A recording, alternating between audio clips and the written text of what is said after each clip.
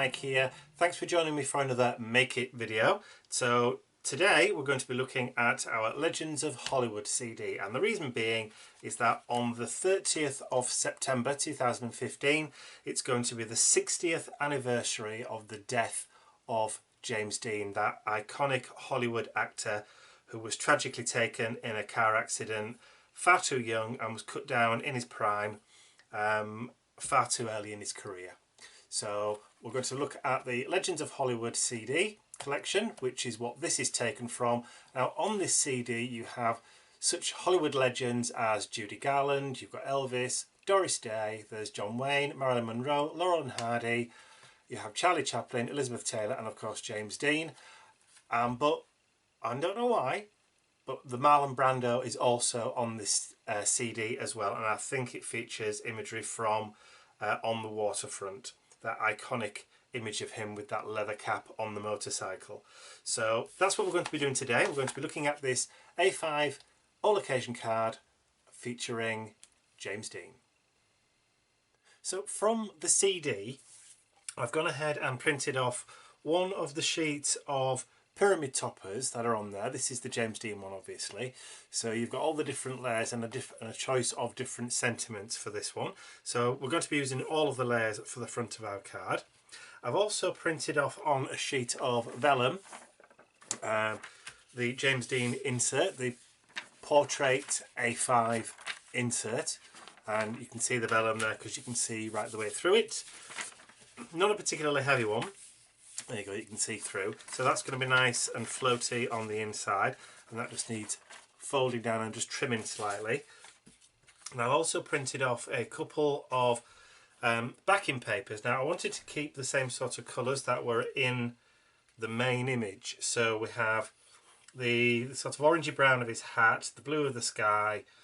So I've gone for a blue film can and clapperboard kind of background paper, and I've also got an abstract one which I'm going to use as well as on some of the panels on the card before we actually put our topper on. And then we have our Air Force Blue card blank. Now all I'm going to do for that again is just fold it in half to create the A5 card blank. So what I'm going to do is I'm going to go off and I'm going to cut out all of the little pieces I'm going to use. And for this one I'm not going to use the Happy Birthday or Get Well Soon. I'm going to use the Thinking of You card, or the Thinking of You sentiment there. So I'm going to cut those out and then I'll be right back with all the bits ready to go. So I've gone ahead and cut out all of the pieces that I'm going to use. I've cut out my Thinking of You sentiment, and I've got all the different pyramid topper layers there. This is the base layer. I've also cut out from the same cardstock as the Air Force Blue. I've cut another mat just slightly bigger than the actual topper itself, just so I've got a nice colour coordinating mat for that. From the backing paper I've cut out again a mat that has an even border all the way around, so you can see you've still got a nice border, so that when we add our pyramid topper it's also going to have a nice blue border all the way around too. Now I've also already cut out from that other sheet of kind of Art Deco-y kind of pattern a panel that's going to go underneath there at a slight angle. We're going to do a little bit of a Katie corner on these, and it adds just that little bit of pop and interest to the background of your card if you layer different backing papers together. So before we go ahead and actually start putting it together, I need to do one other little job. I've also added some tape onto the left hand outer part of my insert so that when it sticks down that will be just in the right place. So I'm going to keep that in there for a sec. I'll just put that to one side now. Let's get back to the pyramid toppers. Now because you've cut these out of your cardstock once you've printed them off your CD, if you've not been brilliant with your cutting out, sometimes you will get a little bit of a little white line and it does show. So the way to get around that is I use a distress marker. Now this one is Faded Jeans, which is a darkish blue, which goes quite well with the overall colour. And all I'm going to do is I'm just going to go around the edge of that base layer first of all, just to remove. Now I don't know whether you can see, there's like a white edge to it, and then as soon as you add that little bit of colour, it just disappears, and it makes it just look a little bit more finished. If you can't see any white raw edges, then it just finishes it off just that bit more, so you can't really tell. Now if you have gone a little bit skew with or a little bit too much, then just add a little bit more. And because this is a water-based one, then it will soak into the cardstock but won't wick, so it won't pull it out like an alcohol pen will. So that's why I use the distress markers. Now again, we have a selection of these distress markers on the website. If there isn't the colour that you're wanting on the website, just give us a tinkle, because we can probably, if we're out of stock, we can probably order it in for you. So I'm just going to go around the edges of each of the pyramid layers, just removing just that little bit of white raw edge. So I'm not going too mad, just to get rid of that stark white edge, because once you view this from the side, you will see those edges, and 1 or 2 passes with the edge of the pen is usually enough just to hide that unsightly kind of white edge. And I'll show you when it's all put together, and I'll show you the edges so you can see exactly what I mean. So it's just taking off that brilliant white kind of line that you will see once you stack all your pyramid toppers together. It doesn't affect the main image because you're doing the edge. So providing you don't scrape all the way down the front, that's why I always do mine. I'm right-handed, so I always have the printed side facing over to the left. That way if I do make a mistake, it goes down the back, like I did there. Whether you can see that, just like that, just like that. So it literally, it will hide it if you do go down the back, and nobody will ever see it, and you'll have a reputation for being accurate with your cutting out. There we go, lovely. So, and again, it will help to define some of the layers so that people can see at a glance that it is actually made up of smaller pieces like a mosaic, and the pyramid topper, once it's been put together, can be quite effective that way. Now the way that I normally do mine is obviously you put your main layer down first and then your subsequent smaller layers over the top. So I'm going to stick that first one down with wet glue. So just bringing out wet glue. I have got a brand new one today, so there'll be no running out halfway through and trying to find another one. So we'll just put that straight down, and because we're using the wet glue, we do have a little bit of wiggle room just to make sure we get that nice even border all the way around, and then when we're happy we can just set it to one side to finally grab and set in place. Now just pushing the corners down. Perfect. Now that could be a topper all on its own. You don't have to use all the rest of the pyramid toppers if you don't want to. You could just use that base layer as your main topper. But because I'm here to show you how it's done, we're going to go ahead and put all the other layers on top as well. I have my foam pads. So this is the next layer up. Now I'm only going to put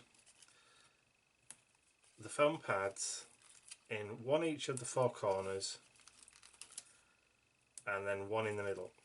Now if you wanted to, you could go and get yourself a couple of sheets of fun foam and use that and stick that down on the back in larger panels to make sure that it doesn't get squashed in the post. Now that seems to be the trend at the minute.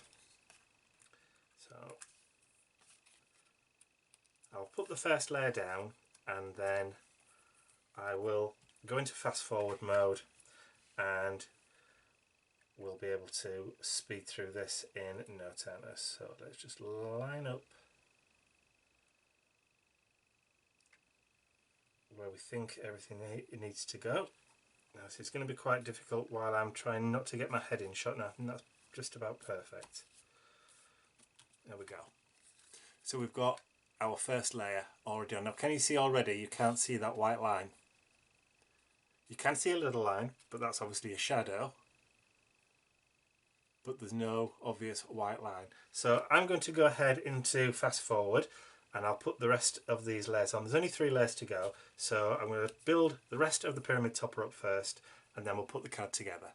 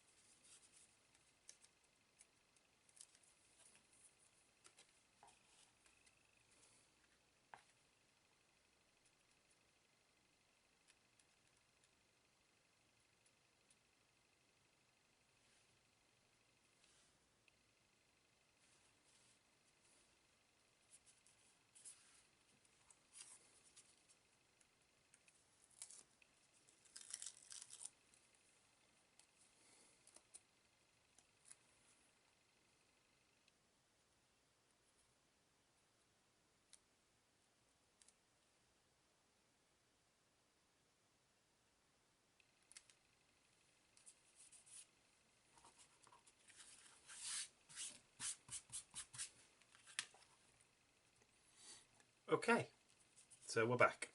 So as you can see, all the layers are now on, and it does have a little bit of a 3D feel to it, so you can see it from the side and you can't see any of those white lines now. So that looks pretty good, and the trick is if you can look straight down on it and the image looks unbroken, then you've done it perfect, and I think that's just about spot on. So there we go. So I'm going to bring in the other panels. So we're going to lay our sheets all together now. So pyramid topper, backing paper layer, and let's just start off with, let's get this insert in there, because if I don't do it now I will forget, because I'm terrible at remembering to put my inserts in. I may print them out, I might get them ready, and then sure as eggs is eggs, I will forget to put it in. So what I'm going to do is I'm going to line it up to the inside crease, try and get the gap top and bottom and to the left as near as I can, and then I'm just going to fold it over. I've just moved it, there you go, you see, or you can do it that way. Fold it over and allow nature to take its course. There we go. So that when we open up the card now, the insert will automatically open on its own. There you go.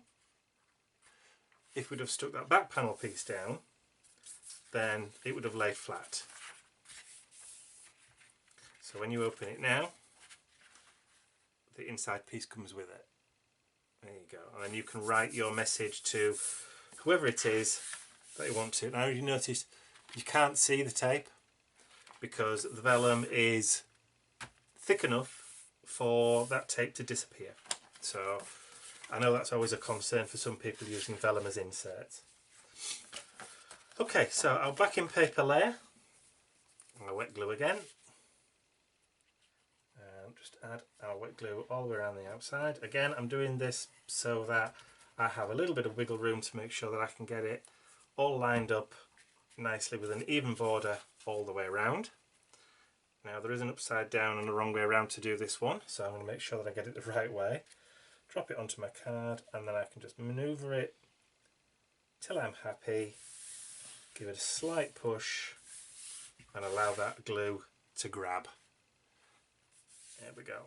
So there's the backing paper, clapperboard and movie camera. Okay, so now I can stick my panel down. So what I'm going to do is I'm going to just line that up where I want it. Now don't forget you've got to leave room for your sentiment. So you can put your sentiment at the bottom. You could, if you wanted to be a little bit more arty, do it so it's breaking up over there. Do it in the middle. I like mine to be a little bit Katie cornered, but I actually quite like it so it's broken up like that, a bit more geometric. So I think that's the way I'm going to do it. So I'm going to stick that back panel down first, put that to one side, and I'm going to stick that down flat with my wet glue. Just try not to get it on his fingers. You don't have to get this all the way to the edge. Put a little bit on my finger, just get rid of that. Good thing about that glue is it just goes into a ball straight away. And I'm going to do it so that the pattern of this, can you see, it's like fans and swags hanging down, almost like a cinema curtain. So I'm going to do it that way. And just position that about there. I've got a little bit of wiggle room on it before it decides to grab, so I'm just evening it out between the tops of the movie cameras and clapperboards, so about there. And now I'm going to take my pyramid topper, and I've decided just now, this very instant, to also raise that up on foam pads. So I thought I'd stick it down flat originally,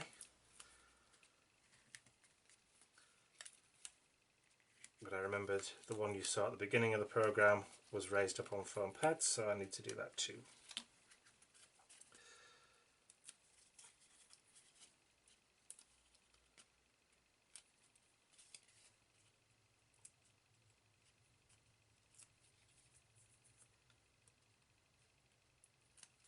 The bigger the foam pads the better for this. And I'm going to put that just breaking out a little bit of a Katie, actually no, we'll do it proper straight on. And I think that is just about right. Just give it a little bit of a firm push down. Now because I've used one in the centre all the way through, that middle part of the card actually is quite sturdy. And then just the finishing touch, we can add, I've also got on the edges of that just to hide any little imperfections in my cutting out of the sentiment lozenge. So I do tend to go around all of my edges just to finish them off. As you can, don't know whether you can see that, you can't really see the white edge of the card because I've actually gone through or gone over it with a lighter blue, like I did with the faded jeans. Let's see if I can pull it back out again. I used broken china on this one because it's a slightly lighter blue.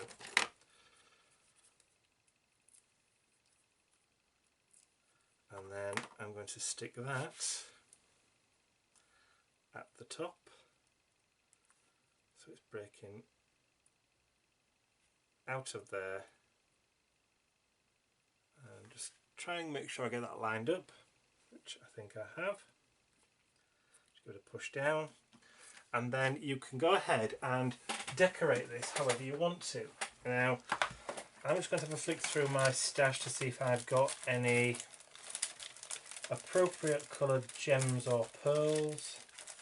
They're mostly pink, a couple of blues, some whites. I've got 3. We've got some reds and some blacks. I could put 3 of those there. Actually, I quite like the effect of those two, the 2 black and the 2 red. Let's see if we can reproduce that, shall we? Again, you could do whatever combination you want to. I'm actually breaking the rule of 3, but I think in this instance it actually works.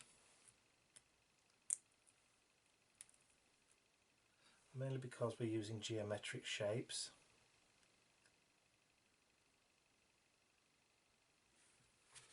Make sure that is straight. Yeah. That's just my eyes playing tricks on me. Come on, little gem. Again, if you haven't got any coloured gems or pearls that you think are appropriate, then you can always use your alcohol pens to colour clear ones, and that will coordinate whatever gems and pearls you're using. There. I think that just sets that off just nicely. And of course we do have our insert panel with our picture of James Dean from Rebel Without a Cause, and there's that picture of James Dean from Giant, from the movie Giant, but there's also the car, the Porsche Spider. There you go. So there's our James Dean A5 anytime card, really. It's thinking of you, so you can use this if somebody's feeling poorly, if you just want to cheer somebody up, it's, you know, if you're missing someone. So it's an all occasion card. So that's the James Dean A5 all occasion card. I hope you've enjoyed that. If you have, please remember to give the video a thumbs up, and if you want to see more videos from us and get notified in your inbox, then all you have to do is to click the subscribe button at the end of the video. Thanks for watching, and I'll see you again real soon.